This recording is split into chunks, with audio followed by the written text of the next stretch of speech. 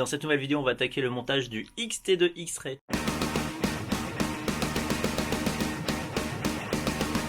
Salut à tous, bienvenue dans cette nouvelle vidéo sur la chaîne Tony RC. On va commencer par la première étape, dans la notice XT2 2019. On a le modèle Carpet. Tout de suite la première étape. Tout d'abord, ça c'est les huiles qui sont fournies dans le kit. Donc il y a de la 10 000 pour le différentiel arrière, de la 500 pour les amortisseurs et de la 650, ainsi que de la graisse graphite. Alors nous on va pas mettre la 10 000 parce que j'ai eu par la société Gouin Racing la fiche de réglage de Arnaud Matoranza, et sur sa fiche de réglage il est indiqué que dans le différentiel arrière, de toute façon comme c'est un 4.2 il n'y en a qu'un, il met de la 15 000, et comme on roule dans les mêmes conditions que lui, on va faire pareil. Alors, la différence c'est que lui il a des pignons satellites en acier et moi c'est de la composite. Donc ici on nous conseille de mettre un petit peu d'huile. Alors qu'est-ce que je vais mettre comme graisse? Simplement de la graisse synthétique, ça fait très longtemps que j'ai ça. Ça fait très bien son rôle.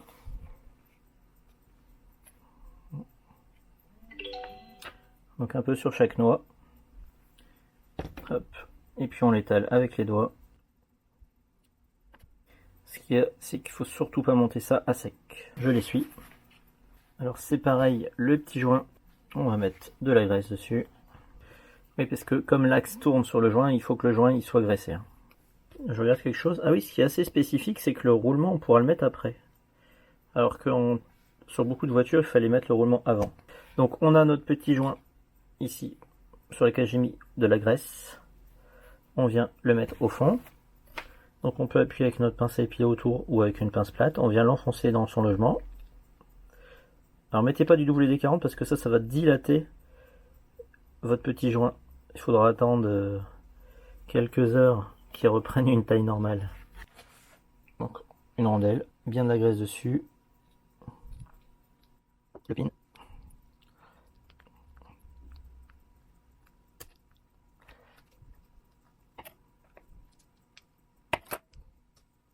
Et le planétaire. Alors il y a des petits pignons, on appelle ça les satellites.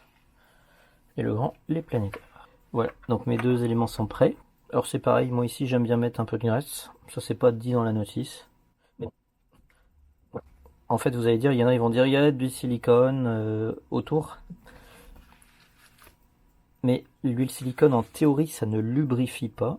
Tout ce qui est vraiment en mouvement, je vous conseille de rajouter de la vraie graisse. Et maintenant les rondelles. C'est pareil, je les pose dans la graisse et je les mets derrière. C'est pas obligatoire de mettre de la graisse comme je fais, mais notre différentiel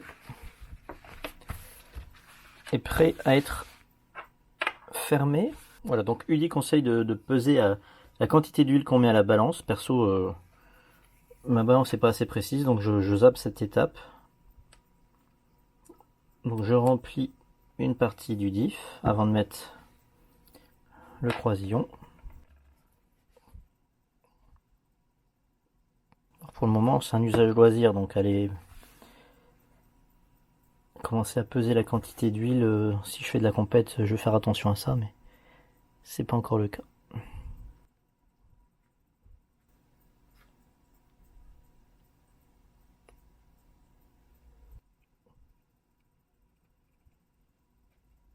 J'en en veux un tout petit peu pour être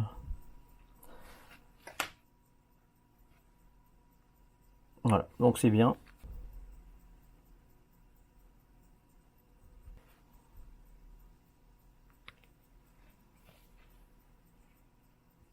Voilà, donc j'ai fermé, j'ai mis le joint, j'ai 4 vis. Tighten the screw equally, but do not tighten them only. Donc ils disent bien de serrer les vis exactement les 4 de la même manière. Si elle veut bien rentrer, ça y est, elle est un peu dure, le plastique est tout neuf. Donc ce qu'ils disent bien, c'est surtout ne pas les serrer fort. Et de ne pas les serrer à fond. Franchement, faut pas y aller à la visseuse, vous y allez vraiment à la main. Il n'y a vraiment pas beaucoup de tours de vis à faire. Faut vraiment pas bourriner. C'est du plastique. Je m'arrête quand je suis contre et puis après on va vérifier le diff. Pour le serrage, donc on commence une comme ça, une en face. Voilà, 1, 2, 3, 4. Donc des fois, si on sait plus comment on a serré, ben on redessert. Moi, ce que je regarde aussi visuellement, c'est que je m'arrête contre. Donc là, je regarde, je vérifie mon différentiel. Faut pas hésiter à faire une dizaine de fois. Le but, c'est de bien répartir à l'intérieur. Parce que avant de refermer le différentiel, bah, là maintenant, on peut encore le démonter. Ce que je vois, c'est qu'il tourne bien. Il est assez dur parce que j'ai mis la 15 000. Voilà, je m'assure, après l'avoir fait tourner un peu. Là, j'ai vu qu'il y avait une vis que je pouvais encore bien refermer. Mais je force pas. Voilà. Les roulements. C'est du 10, 15, 4. Donc 15 diamètre extérieur, 10 diamètre intérieur. Ça passe autour de la noix. Et 4 mm de largeur. Alors, dans le sachet des roulements, il y a une partie du déroulement qui sont définis ball bearing with oil. Donc ça veut dire que ceux-là, ils ont été graissés avec de l'huile. Et donc s'ils les ont mis à part, c'est parce que il faudra les utiliser en certaines étapes. Et donc ceux-là, c'est des graisses d'origine, c'est-à-dire c'est de la graisse. Alors il y en a qui s'amusent à les dégraisser, à les refaire. En usage compétition, si vous voulez gagner en liberté, oui, vous pouvez les dégraisser puis vous remplacer la graisse qui est à l'intérieur par de l'huile. Mais perso, ils vont s'user un peu plus vite. Pour ma part, usage pour le moment pour loisir. La graisse d'origine est de très bonne qualité. Et on va rouler avec cette graisse. Vous y touchez pas si vous faites, sauf si vous faites de la compétition à haut niveau. Alors, pour l'étape du sachet numéro 2, Gearbox Front Motor Position for High Traction Track. Donc voilà, c'est ce que je vais monter exactement comme cette manière, puisque moi, la piste sur laquelle je vais rouler, c'est une piste en herbe qui accroche énormément. Donc on peut voir sur la notice qu'il existe des options avec plusieurs positions mid-moteur, front mid-moteur. Donc qu'est-ce qui existe aussi? Des titanes, des pins titanes, slipper eliminator. Déjà, quand on ouvre un sachet, ce que j'aime bien chez X-Ray, c'est que dedans, package by Kolarova. Donc chaque sachet a son... Regardez, on a le nom de la personne qui l'a monté. On doit envoyer un mail si jamais il manque des pièces dans ce sachet. Donc en fait, quand voilà, vous le mettez, ça prouve le niveau de qualité de chez X-Ray. Mais d'ailleurs, c'est pas ce sachet-là que je vais ouvrir, c'est celui-ci. Voilà. Voilà. Donc en gros, normalement, quand on monte un sac, on doit garder ça dans un petit coin. Et puis comme ça, si jamais on se rend compte qu'il nous manque quelque chose, et bon, au moins on les prévient. Ici le contenu du sachet numéro 2. Donc on est sur la boîte de transmission. Donc ça, c'est bien. L'étiquette pour tout ça. L'étiquette pour ce sachet-là. On a bien nos pins. Donc on a un long et deux petits. Alors quand on vous donne une valeur, n'hésitez pas à vérifier vous-même. C'est bien du 10 et celui-ci, c'est du 21. Alors je prends mon carter. Alors on va prendre le petit pin et a priori, on va commencer par celui-ci et il faut le mettre dans ce trou en haut à gauche. Petite bavure, pas coupée, j'aime pas ça. Et donc on a l'axe ici, 3 par 20. Voilà. Moi je prends des petits récipients ici, des crèmes. Voilà, donc là on a bien du 13 par 5. Et là il nous faut, c'est ça, hein, 13 par 5 et normalement 6 en diamètre intérieur, c'est bien ça. Alors on le met de ce côté-là. Ça c'est parfait, ça vient simplement là-bas. Oui, voilà. Première fois que je monte, hein, je sais pas si on voit bien. Mais... Donc on nous demande sur le pignon intermédiaire de mettre de la graisse graphitée, donc ils en ont donné de la graisse graphite. Donc il suffit simplement d'en mettre dessus. Et donc là on a deux petits roulements à mettre, du 384. Ah ouais, ils sont tout petits.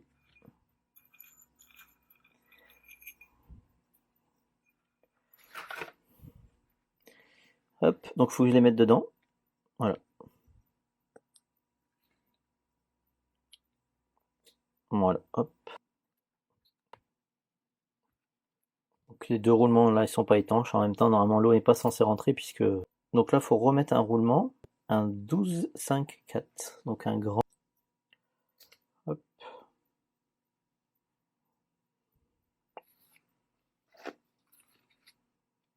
Donc là on nous conseille de refermer.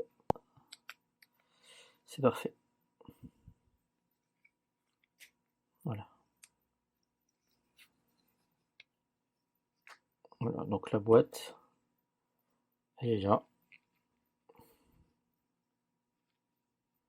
Et maintenant, il va falloir fermer. 3 en 16 et 2 en 20. C'est bien ça. Donc là, les 20 vont là-haut. Et les 16 ici. Alors j'ai les 16. J'en vois pas là-haut. J'en vois une là. Une là. Non, ça doit être ça. Hop. C'est du 2. Voilà, donc là, il y a beaucoup à visser. J'attaque un petit peu à la main. Donc là, ça vient de chez Lidl. Petite visseuse Parkside. On m'entend pareil. On peut la tenir en pistolet. Avec sa petite LED. Et elle fait aussi lampe. Et on peut aussi la mettre droite pour ceux qui préfèrent. On va la mettre en pistolet, ça va être sympa. Voilà. Donc là, il faut avoir, soit vous avez déjà des embouts, donc moi j'en ai depuis très longtemps, des embouts sous cette forme-là. On va prendre du 2.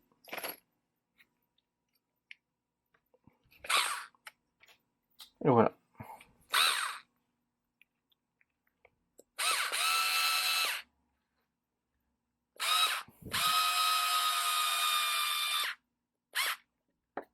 Donc là, comme on y va à la visseuse, on y va tout cool, on s'arrête vraiment contre ou avant. Quand il y a beaucoup à visser, c'est quand même sympa d'avoir ça. On vérifie que ça fonctionne toujours bien. Puis on finit à la main.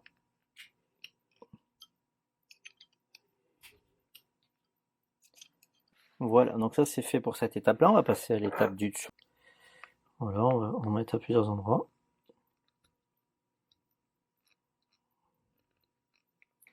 Ça sert à rien d'en mettre 10 fois trop. Déjà là, il y en a beaucoup. On répartit la graisse, même si ça va se faire tout seul. Et donc, on a un petit capot en plastique qui était ici, qui lui va venir. Voilà, ce clip c'est ici. Il y a tout simplement 2 vis à mettre là et là pour le tenir par le dessus.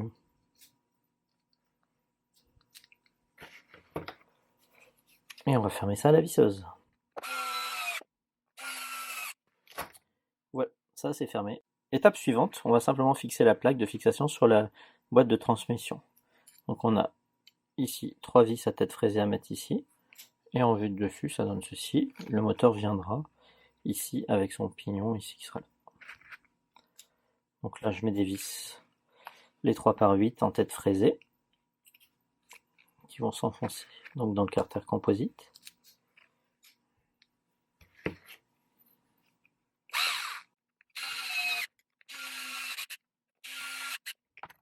Voilà. Passons à l'étape suivante, on va monter le slipper. Et de l'autre côté, un cône. Donc le cône, il va aller au fond. Voilà. Donc on a le plat par ici. Voilà. Donc faites gaffe de ne pas avoir les doigts gras à ce moment-là. Donc je sais pas trop quelle matière c'est. C'est une matière qui est assez souple. Donc c'est des disques qui vont glisser. Ensuite, une première lamelle. Une plaque bien centrée. Alors là, le problème c'est qu'il faut tenir serré. Celle-ci, je sais pas comment elle va tenir droit. Je vois pas. Ah, normalement, si, elle va se bloquer dans la boîte. Ok. Ok. Il faut vraiment serrer tout de suite. On va essayer de la mettre bien dans le sens. Ouais, j'ai réussi. Eh ben, c'était pas de tout repos, c'est le montage de ce diff, de ce slipper. Alors, bien entendu, faut pas mettre de graisse. Alors moi, c'est une couronne de 81, mais donc on peut voir en option, il existe du 75, 78, 84, 87. Toujours en module 48, hein, qui est vraiment un module assez standard. Donc là, on a un ressort à mettre. Je remets le petit ressort, une rondelle incurvée, enfin avec une gorge qu'on met dans le ressort, un nail stop. Oui, bah le M4 c'est du 7, comme les écrous de Road Touring. Voilà, alors là, en gros, ils disent, pour le slipper, c'est de serrer mais de faire dépasser de 0,2 mm. Ok, on va déjà faire à peu près à bord. Voilà, je suis au bord. Voilà, donc sur la fiche de réglage de Arnaud qui travaille chez Egouin Racing, il nous conseille, comme la notice, 0,2 mm. Alors, il nous donne pas d'aide pour régler 0,2 mm. Donc avec un pied à coulisse, vous savez qu'on peut prendre la profondeur.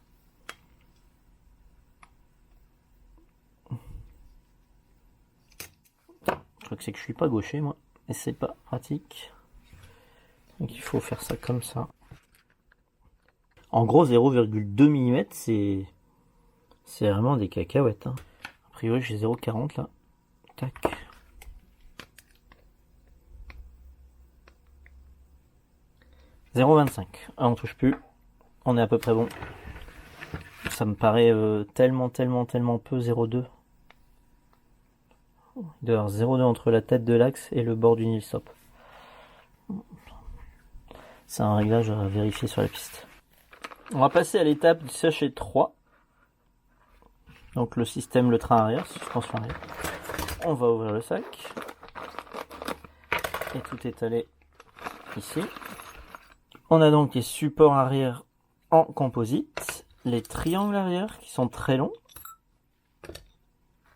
On a plein de cales de réglage. On a des cardans UDI de 93 mm. Ici, les bouts de cardan avec 2 réglages possibles, même 3. On a 3 réglages possibles, 3 trous. Donc ça c'est super ça. Hop, donc en fonction des différents réglages qu'on va pouvoir avoir. Alors ici on a pareil, on a des rondelles en plastique et toutes les valeurs sont indiquées dessus. Hop, c'est marrant, j'avais pas encore vu ça. Encore d'autres rondelles. Les petites fusées en plastique, en composite. Donc c'est des hard, il y a un H dessus. Ah, on a des cales en aluminium. Avec écrit X-Ray dessus. Voilà. Un mini support. Quelques pièces en plastique. Et là on a les tirants. Les axes en acier. Et encore une petite pièce en alu. Ici il y en a 2. Donc ça c'est pour mettre au-dessus des fusées. On a des hexagones très larges en aluminium. Il y en a 2. Voilà. Et puis on a de la visserie. On va ouvrir tout de suite.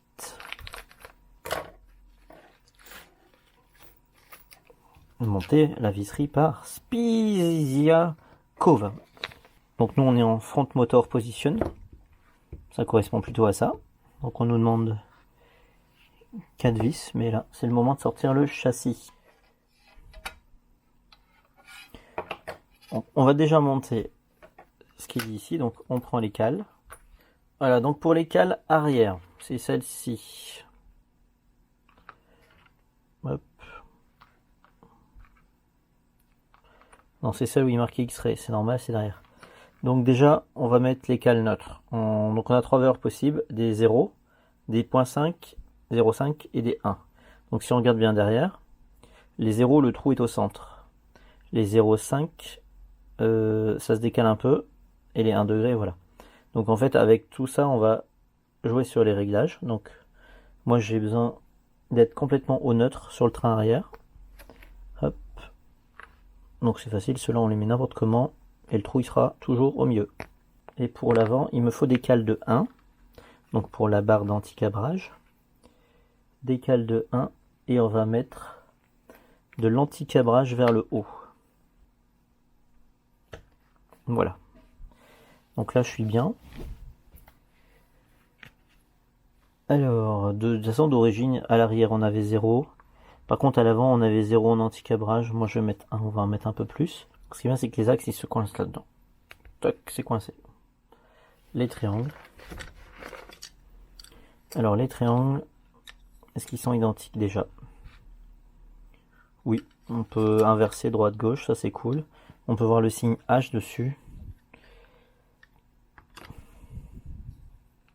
Alors il existe en option des médiums, donc en dureté, plutôt pour la poussière, pour gagner un peu en grip, avoir un peu plus de souplesse. Il existe les hard, donc ça c'est ce qui est inclus dans le kit carpet.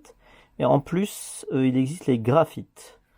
Donc a priori ça doit être encore plus dur, j'imagine, mais plus fragile.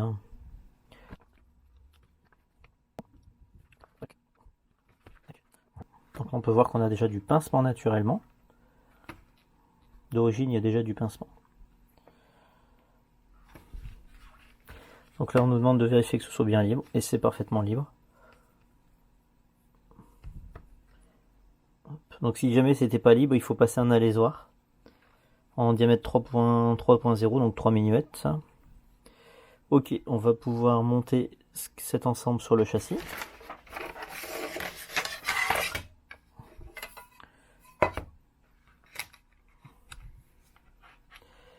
Et on va pouvoir mettre les vis. Donc là, on nous demande de mettre du frein filet sur toutes les vis. Donc frein filet bleu, référence 242, ça marche très bien. Donc une petite goutte, faut y aller cool quand même. Moi j'en mets vraiment pas trop.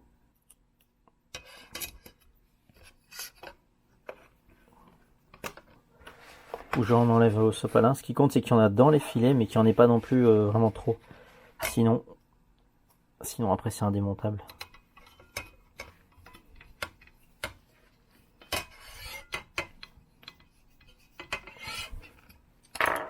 Regardez, pour y aller à la visseuse.